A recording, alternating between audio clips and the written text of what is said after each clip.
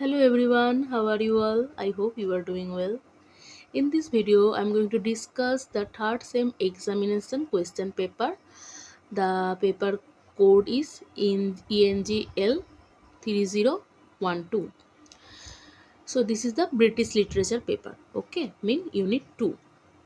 So দেখতে পারো এখানে কি কি কোয়েশ্চেন এসছে।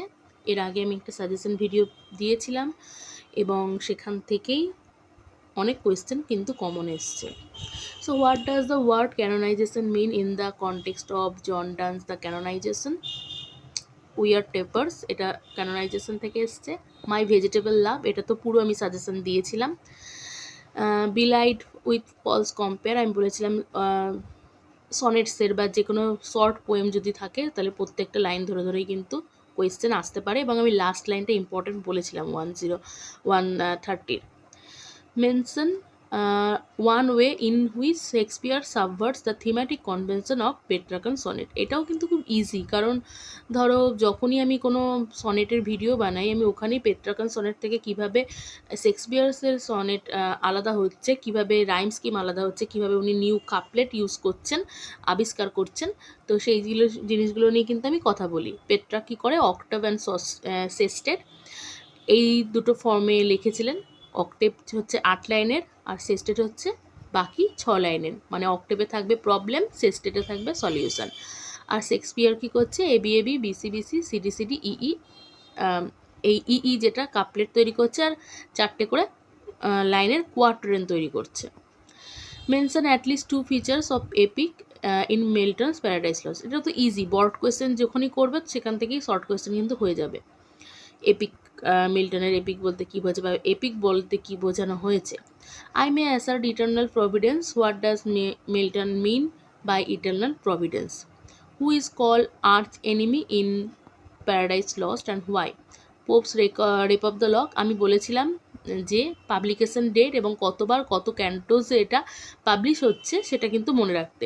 সেখানেই কিন্তু অকেশনটা, মানে রিয়েল অকেশনটা কী ছিল, কেন rape of the lock publish হয়েছিল, সেটা কিন্তু যে কোনো যখনই তুমি rape of the lock first পড়বে এইটা কিন্তু সবাই জানবে যে কেন, কোন কারণে লেখা হয়েছিল। তো এটাও খুব easy question. What is the game of ombre in Pope's rape of the lock, এটাও easy.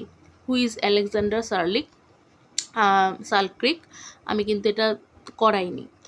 I am the monarch of all I survey, আচ্ছা। What is the setting of the poem of elegy written in the country churchyard, এটাও কিন্তু এই পোয়েমটা বা এলিজিটা যখনই পড়বে সবাই কিন্তু জানবে যে কোথায় কোন ব্যাকগ্রাউন্ডে এই কবিতাটা লেখা হচ্ছে।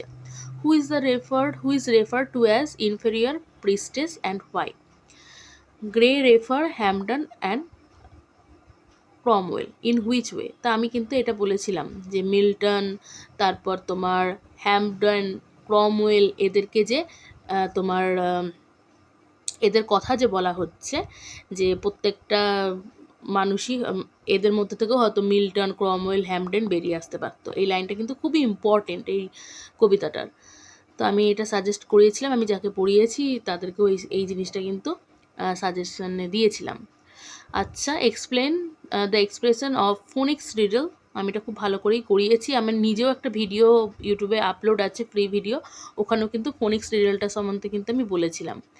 Comment briefly on the structure of to coy mistress, এখানে যে সিলোজিজম ইউজ করেছে আমি সেটার সম্বন্ধে বলেছিলাম, সিলোজিজমটা কিন্তু জানতে হবে। কয়মিস্ট্রেসেরও একটা ভিডিও আপলোড করা ছিল। আচ্ছা, বিলজেবাব ক্যারেক্টার ইন প্যারাডাইস লস্ট, এটা আমি দিইনি।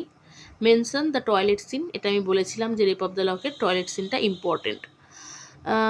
What is the central idea of the poem solitude of the Alexander Selkirk, now how does the poet describe the homeward journey of the elegy written in the country churchyard, এটাও ইজিই আছে কারণ পুরোটা summary বললেই হয়ে যাবে।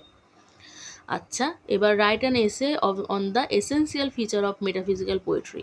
কয়মিস্ট্রেস canonization দুটোকে mix করে দিয়েছে, যেহেতু দুটোই মেটাফিজিক্যাল পোয়েটসদের দ্বারা লেখা, তো মানে দুটোই যদি কেউ করে থাকে দুটো থেকে অল্প অল্প করে লিখে দিলেই কিন্তু কোয়েশ্চেনটা খুব সুন্দর দাঁড়াবে।